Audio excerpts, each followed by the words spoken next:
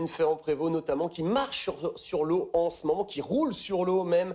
Une semaine après son titre mondial en Autriche, la Française s'offre son premier titre européen à Monte Tamaro en Suisse. Et comme aux mondiaux, la semaine dernière, la Française est partie seule dès le premier tour pour un nouveau récital. Impressionnante la semaine dernière sur un parcours très physique.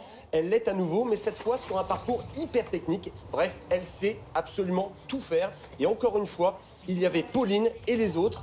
La Française intouchable lorsqu'elle est à 100% et qu'elle n'a plus de problème de santé, comme c'est le cas désormais 6 fois championne de France, 3 fois championne du monde et maintenant championne d'Europe. Il ne lui manque plus qu'un seul titre, l'or olympique. Et on espère que ça sera dans 9 mois à Tokyo.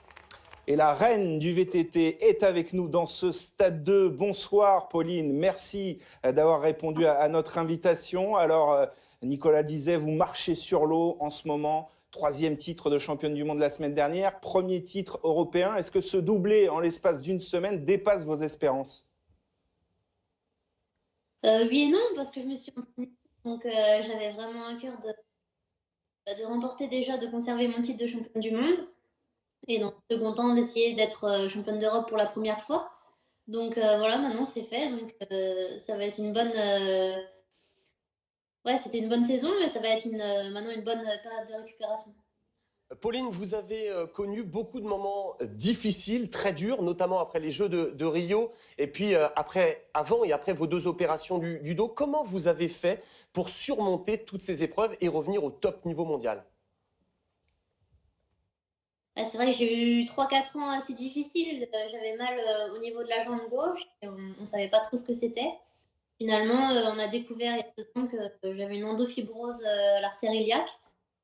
Et je me suis fait opérer en janvier 2019. Donc j'ai réussi à revenir à mon meilleur niveau l'année dernière en devenant championne du monde. Ensuite, j'ai passé l'hiver et j'ai senti que j'avais exactement la même douleur qu'un an auparavant. Donc je me suis fait réopérer l'année dernière, enfin cette année, en début d'année. Et voilà, maintenant je retrouve encore une fois mon meilleur niveau, avec cette victoire en Coupe du Monde, championnat du monde et maintenant championnat d'Europe. Donc voilà, c'est une super chose et j'ai passé un bon hiver pour espérer faire la même chose maintenant aux Jeux de Tokyo.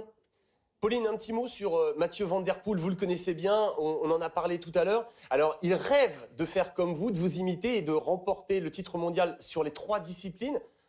Quel conseil vous pourriez lui donner pour devenir le Pauline Ferrand-Prévot des hommes?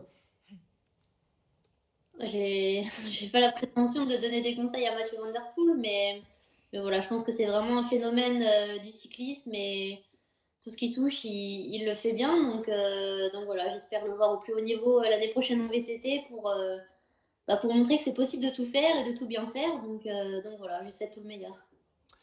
En un mot, Pauline, rapidement, maintenant, votre objectif suprême, c'est les Jeux de Tokyo? Oui, clairement, oui, c'est d'arriver aux Jeux de Tokyo en étant à 100%. Ce sera déjà une victoire parce que c'est vrai que quand on voit que je suis à 100%, ça va plutôt bien. Donc voilà, c'est déjà essayer de faire un bon hiver, une bonne préparation et d'arriver à Tokyo sereine et avec beaucoup d'envie.